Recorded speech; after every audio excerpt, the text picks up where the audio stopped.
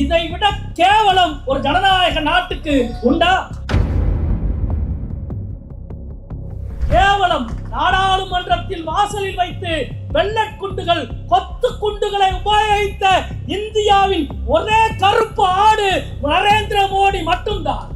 தன் சொந்த நாட்டு மக்களை நாடாளுமன்றத்தில் வாசலில் வைத்து 20 வயது 24 வயது இளைஞரின் மீது கொத்து குண்டுகளை பயன்படுத்துகிற அதிகாரத்தை இவர்களுக்கு யார் கொடுத்தது? இந்த மேடையில இருந்து பிரதமர் மோடிக்கும் உள்துறை அமைச்சர் அமித்ஷாவில் கேட்கிற ஒரே கேள்வி, உண்மையில் டெல்லியில் நீங்கள் இன்றைக்கு எவ்வளவு போலீஸை கொண்டு வந்து குவித்திருக்கிறீர்கள் என்ற உண்மையான விவரத்தை இந்த நாட்டுக்கு முன்னால் நீங்கள் வெளியிட தயாரா? நீங்கள் எவ்வளவு பெரிய கோழைகள் என்பதை எடுத்துக்காட்ட அந்த ஒரு புள்ளி விவரம் போதும். 12 ஆண்டுகளில் 152 முறை வினாத்தாள் கசிவு நடந்திருக்கிறது. ஏறக்குறைய டெல்லியை ஆட்டி படைக்கிற கும்பலாக இன்றைக்கு கோச்சிங் மாஃபியாக்கள் உருவாகி இருக்கிறார்கள். 140 கோடி மக்கள் இருக்கிற ஒரு நாட்டினுடைய ஜனநாயகத்தின் திருக்கோவில் என்று சொல்லப்படுகிற நாடாளுமன்றத்தில் மாலை 5 மணி வரை எந்த காணொலியும், வெளியிலே நிகழ்ந்த எந்த போராட்டத்தின் காணொலியும் எங்களால் பார்க்க முடியவில்லை. மோடியும் அமித்ஷாவும் என்ன உத்தரவு போட்டாலும் அதை எங்கள் காலில மிதித்து நசுக்குகிற ஆற்றல் மாணவர்களுக்கு உண்டு என்பதை மாணவர்கள் நிரூபித்து காட்டியிருக்கிறார்கள். அது தர்மேந்திர பிரதானின் ராஜினாமா அல்ல, மோடி என்ற மனிதனின் அகங்காரத்தின் வீழ்ச்சி. இந்திய ஜனநாயகத்துக்கு எதிரான பாசிசத்தின் அகங்காரத்திற்கு மாணவர்களால் கொடுக்கப்பட்ட வீழ்ச்சி அது. ட்ரம்பிடம் மட்டுமே மண்டியிட்டு பழகிய மோடியை இந்திய இளைஞர்களிடம் மண்டியிட வைத்த பெருமை உங்கள் அனைவருக்கும் சாரும். நாடே ஒரு மிகப்பெரிய வெற்றியை கொண்டாடி கொண்டிருக்கிறது. இது முழுமையான வெற்றியா என்ற கேள்விக்கு பின்னால் நிதானமாக பதில் சொல்லிக் கொள்ளலாம். ஆனால் இந்த வெற்றி எங்களுக்கான வெற்றி என்பதில் கொண்டாட ஒருவர் கூட தவறக்கூடாது. இந்த வெற்றிக்காக 14 ஆண்டுகள் இந்தியா காத்திருக்கிறது. இந்திய விவசாயிகள் போராடினார்கள். அவர்களுக்கு இந்த வெற்றியின் சுவை அவ்வளவு எளிதில் கிட்டவில்லை. தொழிலாளிகள் போராடினார்கள். அவர்களுக்கு இந்த வெற்றியின் சுவை அவ்வளவு எளிதில் கிட்டவில்லை. ஆயிரக்கணக்கான தேசிய இனங்கள் தங்கள் உரிமைகளுக்கு போராடியது. அவர்களுக்கு இந்த வெற்றி எளிதில் கிட்டவில்லை. அவர்களுக்கெல்லாம் எளிதில் கிட்டாத வெற்றியை மாணவர்களும் இளைஞர்களும் இன்றைக்கு எல்லோருக்குமான வெற்றியாக பெற்று பகிர்ந்து கொடுத்திருக்கிறீர்கள். என்ஆர்ஐக்கு எதிராக, சிஏஏக்கு எதிராக, எஸ்ஐஆருக்கு எதிராக, காஷ்மீர் உரிமை பருப்பிற்கு எதிராக, விவசாயிகளின் கொடிய சட்டத்துக்கு எதிராக 100 நாள், 200 நாள், 300 நாள், 400 நாள் எல்லாம் போராட்டம் நடந்த பொழுது கிடைக்காத வெற்றியை 30 நாளில் சாதித்து காட்டிய பெருமை இந்திய மாணவர்களுக்கும் இந்தியாவின் இளைஞர்களுக்கும் உண்டு. அது மட்டுமல்ல, தன் வாழ்நாளில் ட்ரம்பிடம் மட்டுமே மண்டியிட்டு பழகிய மோடியை இந்திய இளைஞர்களிடம் மண்டியிட வைத்த பெருமை உங்கள் அனைவருக்கும் சாரும். இதுதான் முக்கியமானது. விவசாயிகளுக்கும் தொழிலாளிகளாலும் பல்வேறு மக்களாலும் கிடைக்காத வெற்றியை இந்தியாவுக்கு நீங்கள் பெற்றுக் கொடுத்திருக்கிறீர்கள். ஒரு சாதாரண விஷயம் அல்ல. இதற்கு பின்னால் இந்த 30 நாட்கள் நடந்த பின்னணி, கடந்த 5 நாட்கள் டெல்லி அல்லோலப்பட்டுக் கொண்டிருக்கிறது. இவர்கள் பேசுகிற உண்மை அல்ல இது. நள்ளிரவு 12 மணிக்கு வீடியோ வெளியிடுகிறார் மோடி. மோடியை வீடியோ போட வைத்த வெற்றியை விட நிகரான வெற்றி வேறு எதுவும் கிடையாது. 12 மணிக்கு வீடியோ போடுகிறார். எல்லா அறிவிப்புகளும் நீங்கள் பார்த்திருப்பீர்கள். கடந்த ஆண்டு சிந்தூர் தாக்குதலுக்கு எதிராக காஷ்மீரில் பாதிக்கப்பட்ட பகுதியில் மார்க்சிஸ்ட் கட்சியுடைய பொதுச் செயலாளர் தோழர் MA பேபி அவர்களும் ஜான் பிரிட்டாஸ் அவர்களும் நாங்கள் எல்லாம் நாடாளுமன்ற குழுப்பை பார்த்தோம். பாகிஸ்தான் எல்லை வரை இருக்கிற கிராமங்களுக்கு போய் பாதிப்பை பார்த்தோம். 4 நாள் இங்கே இருந்தோம். 4 நாளும் எங்களது இணையதளம் வேலை செய்யவில்லை. எங்களது செல்போன்ல நெட்வொர்க் கிடையாது.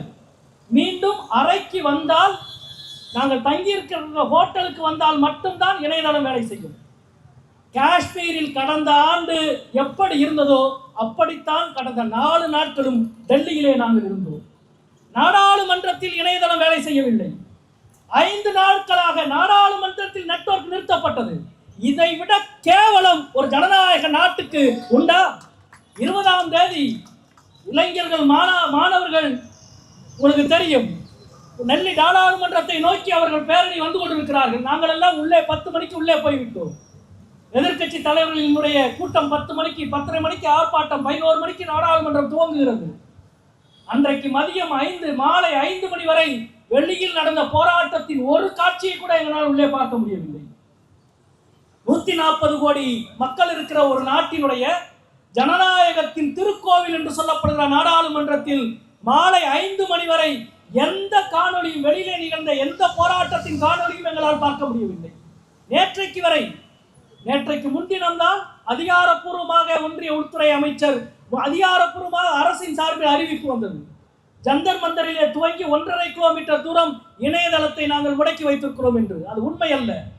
நேற்றைக்கு நான் டெல்லி விமான நிலையம் வருகிறேன். விமான நிலையம் வரும் வரை இணையதளம் வேலை செய்யவில்லை. 1 கிலோமீட்டர்ல 6 கிலோமீட்டர் 7 கிலோமீட்டர் சுற்றளவுக்கு இணையதளம் முடக்கப்பட்டது. உங்களுக்கு தெரியும், தேசிய பாதுகாப்பு சட்டத்தை பயன்படுத்துகிற அதிகாரத்தை டெல்லி போலீஸ் கமிஷனருக்கு கொடுத்து நேற்றைக்கு முன்தினம் உத்தரவிட்டார்கள். அந்த பகுதி சுற்றிலும் இருக்கிற உணவு கடைகள் அனைத்தையும் மாலை 6 மணியோடு மூட வேண்டும் என்று உத்தரவிட்டார்கள். எந்த உணவகங்களும் டெலிவரி செய்யக்கூடாது என்று உத்தரவிட்டார்கள். இதுவெல்லாம் அதிகாரப்பூர்வமாக இடப்பட்ட உத்தரவுகள். இந்த அதிகாரப்பூர்வமற்ற முறையில் வாய்மொழியில் குறுக்கு வழியில் இடப்பட்ட உத்தரவுகள் இதைவிட நூற்றுக்கணக்கான உத்தரவுகள். ஆனால் மோடியும் அமித்ஷாவும் என்ன உத்தரவு போட்டாலும் அதை எங்கள் காலில் மிதித்து நசுக்குகிற ஆற்றல் மாணவர்களுக்கு உண்டு என்பதை மாணவர்கள் நிரூபித்து காட்டியிருக்கிறார்கள். நான் முதலிலே குறிப்பிட்டதை போல இது ஒரு சாதாரண வெற்றி அல்ல. ரொம்ப அழகா இன்னைக்கு தர்மேந்திர பிரதான் ராஜினாமா பண்ணி கடிதம் கொடுத்திருக்கிறார். அது ஒரு பெரிய விஷயமே அல்ல. தர்மேந்திர பிரதான் ராஜினாமா என்பது ஒரு பொருட்டே அல்ல மோடிக்கு. ஆனால் அது தர்மேந்திர பிரதான் ராஜினாமா அல்ல, மோடி என்ற மனிதனின் அகங்காரத்தின் வீழ்ச்சி. இந்திய ஜனநாயகத்துக்கு எதிரான பாசிசத்தின் அகங்காரத்திற்கு மாணவர்களால் கொடுக்கப்பட்ட வீழ்ச்சி அது. அந்த வீழ்ச்சியின் பொழுதும் கூட ஒரு கடிதம் எழுதியிருக்கிறார். அவர் என்ன கடிதம் எழுதியிருக்கிறார்னா, போராட்டத்தில் அந்நிய சக்திகள் உள்ளே நுழைந்து விடக்கூடாது, இந்திய இளைஞர்களை அந்நிய சக்திகள் கைப்பற்றி விடக்கூடாது என்று எழுதியிருக்கிறார். இதைத்தான் முதல் நாள் இருந்து சொல்றாங்க. இதைத்தான் 8 வருஷமா 10 வருஷமா 12 வருஷமா சொல்றாங்க. யாரெல்லாம் மோடி அரசுக்கு எதிராக போராடுவார்களோ அவர்கள் மீதெல்லாம் குத்தப்படுகிற முத்திரை என்ன? இவர்கள் அந்நிய கைக்கூலிகள், அந்நிய நாட்டு சக்திகள், சிஏஏ ஏஜென்ட்டுகள், பாகிஸ்தானின் உளவாளிகள் அல்லது நகர்ப்புற நக்சலைட்டுகள். இதெல்லாம் அவர்கள் கொடுத்திருக்கிற டேக்லைன், இதெல்லாம் கொடுத்த முத்திரை. எல்லா முத்திரையும் பார்த்து விட்டு தான் வந்தார்கள். அபிஜித் இத ஒரு போராட்டத்தின் பொழுது ஒரு நாள் அழகாக பேசினார், ஒரு வார்த்தை சொன்னார். அபிஜித் திக்கேனுடைய வார்த்தை உங்களுக்கு தெரியும், கரப்பான்பூச்சி ஜனதா கட்சியினுடைய தலைவர். எனது பெயர் அபிஜித்தாக இல்லாமல் எனது பெயர் காளிக்காக இருந்திருந்தால் நான் இந்நேரம் சிறைச்சாலையில் இருந்திருப்பேன் என்று சொன்னார். நான் ஒரு முஸ்லீமாகவோ கிறிஸ்துவனாகவோ இருந்திருந்தால் என்னை இந்நேரம் சிறைச்சாலையில் போட்டு பூட்டி இருப்பார்கள் என்று சொன்னார். அதுதான் இந்தியாவுடைய உண்மையான நிதர்சனம். இது வெறும் மோடி அரசினுடைய உளவுத்துறை, டெல்லி காவல்துறை மட்டுமல்ல, RSS என்ற அமைப்பினுடைய இவ்வளவு நெட்வொர்க்கையும் வீழ்த்திவிட்டு இந்திய மாணவர்கள் நடத்தி காட்டி இருக்கிற போராட்டம். பத்திரிகையில் எழுதாங்க, உளவுத்துறை கொடுத்த தகவல் 15,000 பேர் 20ஆம் தேதி நாடாளுமன்ற முற்றுகைக்கு 15,000 பேர் கூடுவார்கள் என்றுதான் அவர்கள் கணித்தார்கள். ஆனால் கூடியது ஏறக்குறைய 1,00,000 பேர். 1,00,000 பேர். உங்கள் கிழடு தட்டிய அரசின் அனைத்து நிர்வாகத்தையும் புதிய இளம் தலைமுறை தவிடுபடியாக நொறுக்கும் என்பதற்கு 20ஆம் தேதி ஒரு சாட்சி. கண்ணுக்கு முன்னால் நாங்கள் பார்த்துக் கொண்டிருந்தோம். நாடாளுமன்றத்தை கிடுகிடுக்க வைத்தார்கள் என்ற வார்த்தை இதுவரை நான் கேள்விதான் பட்டிருக்கேன். கண்ணுக்கு முன்னால் பார்த்தேன். நாடாளுமன்றத்தை கட்டி ஆளுவதாக நினைத்துக் கொண்டிருக்கிற மோடி அமித்ஷாவின் அதிகாரத்தை கிடுகிடுக்க வைத்தார்கள் இந்திய மாணவர்கள் 20ஆம் தேதி காலை 11 மணிக்கு. துப்பாக்கியை எடுத்துக்கிட்டு இங்கேயும் அங்கேயும் சிறப்பு காவல் படை, மோடி அமித்ஷாவால் உருவாக்கப்பட்ட ஸ்பெஷல் ஸ்ட்ரைக்கிங் போர்ஸ் எல்லா பக்கமும் ஓடுறான், கதவை இழுத்து மூடுறான். ஏதோ பர்மா பார்டர் பாகிஸ்தான் பார்டரில் இருப்பதை போல கன் பாயிண்ட்டுக்கு எல்லா போலீஸும் தயாராக இருக்கிறது. எதிரே வந்து கொண்டிருப்பது யார்? எதிரே வந்து கொண்டிருப்பது இந்திய தாயின் இளைய மகன்களும் மகள்களும் அணிவகுத்து வந்து கொண்டிருந்தார்கள். கேவலம் நாடாளுமன்றத்தில் வாசலில் வைத்து வெள்ளட் குண்டுகள், கொத்து குண்டுகளை உபயோகித்த இந்தியாவின் ஒரே கருப்பு ஆடு நரேந்திர மோடி மட்டும்தான். தன் சொந்த நாட்டு மக்களை நாடாளுமன்றத்தில் வாசலில் வைத்து 20 வயது 24 வயது இளைஞனின் மீது கொத்து குண்டுகளை பயன்படுத்துகிற அதிகாரத்தை இவர்களுக்கு யார் கொடுத்தது? இவ்வளவையும் தாண்டி எங்களை உங்களால் ஒன்றும் செய்துவிட முடியாது. 20ஆம் தேதி அவர்கள் நினைத்தது என்ன? சிஏஏ போராட்டத்தை கலைத்தோம், விவசாயிகளின் போராட்டத்தை கலைத்தோம், எஸ்ஐஆருக்கு எதிரான போராட்டத்தை கலைத்தோம். இந்த மாணவர்கள் வெறும் தர்மேந்திர பிரதானுக்கு எதிராக போராடி கொண்டிருக்கிறார்கள், இவர்களை கையாளுவது பொருட்டல்ல என்று நினைத்தார்கள்.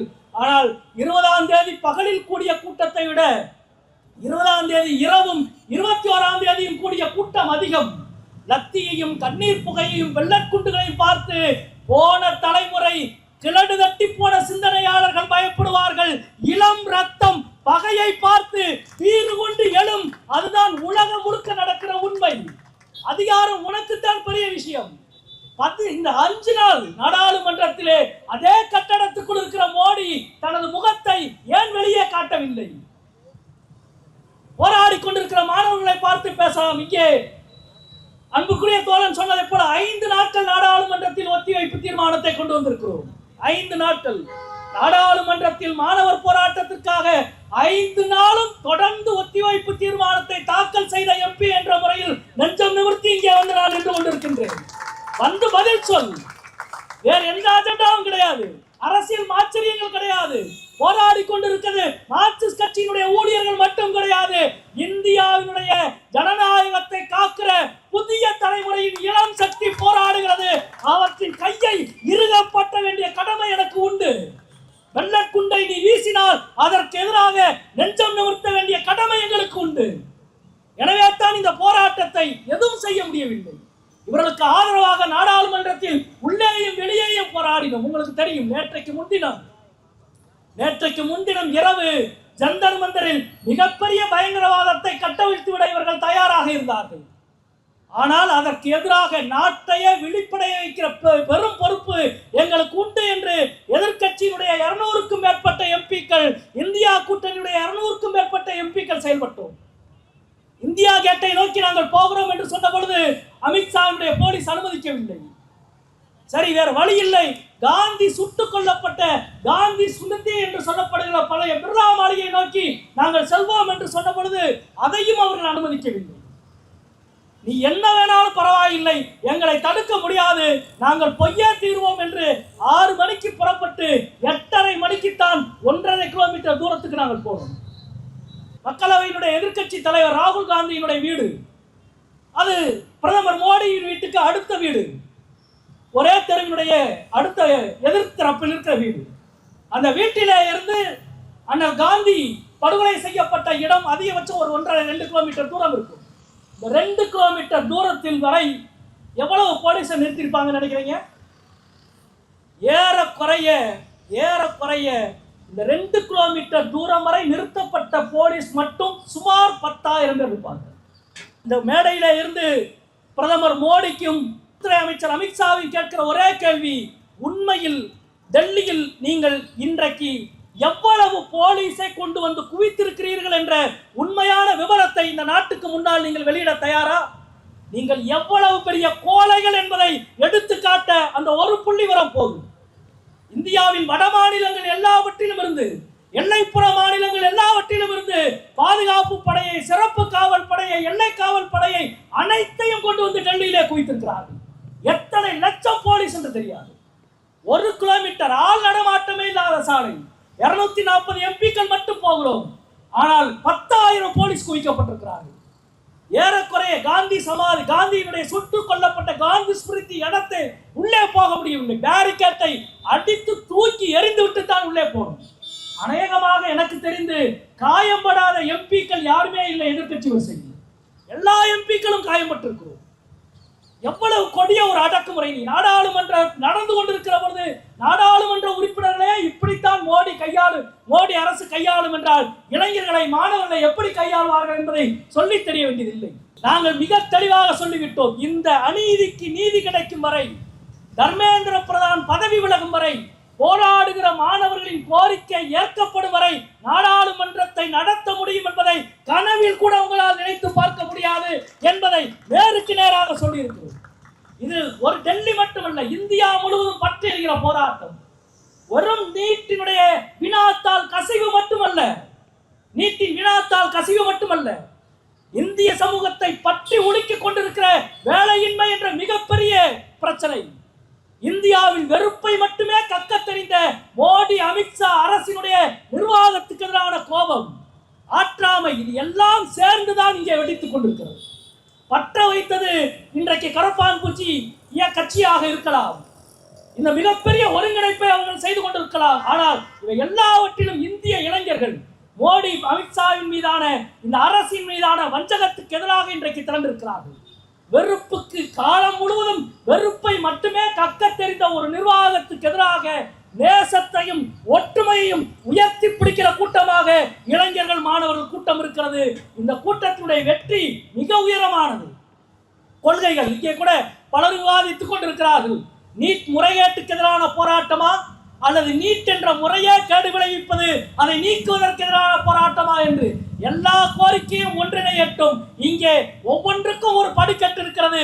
ஒரு படியில் ஏறித்தான் அடுத்த படிக்கு போக முடியும். கோரிக்கைகளை விட முக்கியம் வென்றெடுக்க முடியும் என்ற நம்பிக்கையும் அதற்காக வெளிப்படுத்துகிற சினமும் தான். இந்த சினத்தை இழக்காத வரை கோரிக்கைகளை ஒருபோதும் நாம் இழக்க மாட்டோம். நண்பர்களை, மிக முக்கியமானது, இன்றைக்கு டெல்லியிலும் சரி இந்தியா முழுவதும் இவ்வளவு பெரிய ஆவேசம், குறிப்பாக தமிழ்நாட்டில். மரியாதைக்குரிய அபிதேக் அவர்களை பார்த்துவிட்டு கீழே இறங்குகிறேன். அனிதாவுடைய சகோதரர் மணிரத்னம் வந்து நின்று கொண்டிருக்கிறார். அவருடைய கரத்தை இழுக்கப்பட்டினேன். டெல்லிக்கு வழிகாட்டுகிற மாநிலம், வழிகாட்டிய மாநிலம் தமிழ்நாடு. நீட் முழுமுற்றாக ஒழிக்கப்பட வேண்டும்.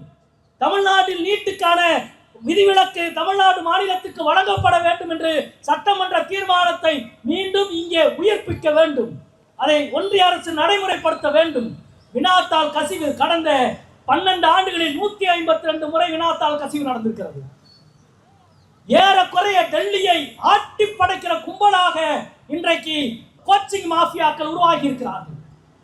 கடந்த மே 3ஆம் தேதி நடந்த கடந்த நீட்டுக்கான தேர்வில் இதே இன்றைக்கு ராஜினாமா செய்திருக்கிற இதே தர்மேந்திர பிரதான் என்ன சொன்னார்? கொஸ்டின் லீக் ஆகவே இல்லை, வினாத்தாள் கசியவே இல்லை என்று சொன்னார். பல வட இந்திய மாணவர்கள் வினாத்தாள் கசிந்ததை தங்கள் சோசியல் மீடியாக்களிலே பரப்பினார்கள். ராஜஸ்தான் மாநில அரசு அதற்கு எதிராக வழக்கை பதிவு செய்தது. அதற்கு பிறகுதான் உச்ச நீதிமன்றத்தில் வேறு வழி இல்லாமல் வினாத்தாள் கசிந்தது என்ற உண்மையை NTA நேஷனல் தேர்வு முகமை ஒத்திக்கொண்டது. உச்ச நீதிமன்ற நீதிபதிகள் நாக்கை பிடுங்குவதை போல கேட்டார்கள். இன்றைக்கு நாம் கேட்பதெல்லாம் சும்மா சாதாரண வார்த்தை. உச்ச நீதிமன்ற நீதிபதிகள், உங்களுக்கு தெரியும், கடந்த கால தவறுகளில் இருந்து நீங்கள் பாடம் கற்றுக்கொள்ளவே மாட்டீர்களா, திருந்தவே மாட்டீர்களா என்று உச்ச நீதிமன்ற நீதிபதிகள் தேசிய தேர்வு முகமையை பார்த்து கேட்டார்கள். அதற்கு பிறகு தேசிய தேர்வு முகமை நாங்கள் மறு தேர்வு வைக்கிறோம் என்று சொல்லி அதில் எவ்வளவு திருட்டுத்தனத்தை செய்தார்கள் என்பதெல்லாம் நாங்கள் தொடர்ந்து வெளிக்காட்டி கொண்டிருக்கிறோம். நண்பர்களே, இன்றைக்கு கல்வி அமைச்சர் தர்மேந்திர பிரதான் ராஜினாமா செய்திருக்கிறார், வரவேற்கிறோம். இந்த வெற்றி இந்திய மாணவர்கள், இளைஞர்களுக்கு கிடைத்த ஒரு மகத்தான வெற்றி. அதே போல இங்கே கூட தமிழ்நாடு காவல்துறை கடந்த 3 நாட்களாக, நேற்றைக்கும் இன்றைக்கும் தான் பிரச்சனை இல்லை என்று நினைக்கிறேன் ஓரளவுக்கு. முதல் 2 நாள் 3 நாள் நான் இப்பொழுது மதியம் போய் நம்முடைய அரசு மருத்துவமனையில் அன்பிற்குரிய DOFI SFI தலைவர்கள் அமர்நீதியையும் விக்னேஷையும் பார்த்து விட்டு வருகிறேன். அதே போல மதுரையில் பல தோழர்கள் இதே போல அடி வாங்கியிருக்கிறார்கள் காவல்துறையால். ஈரோட்டில் மதுரை காமராசர் பல்கலைக்கழகத்தில் பல்கலைக்கழக வகுப்பு நடந்து கொண்டிருக்கிற பொழுது பிரிவென்ட் அரெஸ்ட் என்று சொல்லி காவல்துறை டிபார்ட்மெண்ட்டுக்குள்ள போய் SFI தலைவர் டேவிட்டையும் டீலனையும் செயலாளர் 2 பேர்த்தையும் உங்களை கைது பண்றோம் என்று சொல்லி கூப்பிடுகிறார்கள். எனக்கு தெரிஞ்சு கடந்த 20 வருஷமா இப்படி ஒரு சம்பவமே நடக்கல.